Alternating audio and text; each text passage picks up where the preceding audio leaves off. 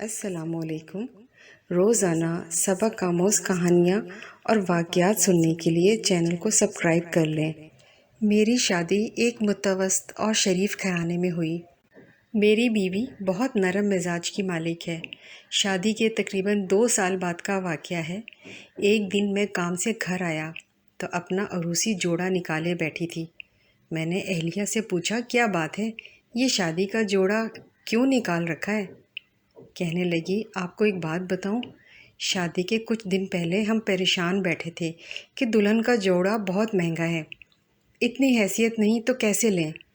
امی نے کیسے کوشش کر کے ادھار پکڑ کر بندوبست کیا۔ امی ان دنوں اس قدر پریشان تھیں، مجھے کبھی نہیں بھولتا، مگر وہ مجھ پر ظاہر نہیں ہونے دے رہی تھیں۔ اب میں چاہتی ہوں اگر آپ کے ذہن میں کوئی ایسا گھرانہ ہو جن کی بچی کی شادی ہونے والی ہو تو آپ ان کو دے آئیں تاکہ میری طرح ان کی پریشانی بھی دور ہو جائے۔ مجھے اپنی اہلیہ کی یہ سوچ بہت اچھی لگی۔ اس کے اس جذبے پر رشک آیا اور دل سے دعائیں نکلی۔ میری نظر میں تو ایسا کوئی گھر نہ تھا۔ میں نے اپنے دوستوں سے بھی اس حوالے سے آگاہ کیا۔ ابھی چند دن ہی گزرے تھے کہ ایک دوست نے بتایا کہ ان کے محلے میں ایک غریب بچی کی شادی ہے۔ ہم نے بھی ان کے ساتھ کچھ تعاون کیا ہے۔ میں نے ان سے بات کی ہے کہ آپ کو عروسی جوڑا لا دوں تو وہ بہت خوش ہوئے، لہٰذا آپ وہ جوڑا مجھے لا دیں۔ اپنی دوست کی بات سن کر میں بہت خوش ہوا اور گھر آ کر بیوی کو بتایا تو وہ بھی بہت خوش ہوئی، اور میں نے وہ عروسی جوڑا لے جا کر اپنے دوست کو دے دیا۔ انہوں نے جسے دیا، استعمال کے بعد وہ واپس کر گئے۔ یہیں سے سوچ نے جنم لیا۔ پھر جہاں بھی شادی کا معلوم ہوتا ہم خود پہنچ کر آفر کر دیتے کہ عروسی جوڑا ہماری طرف سے ہوگا۔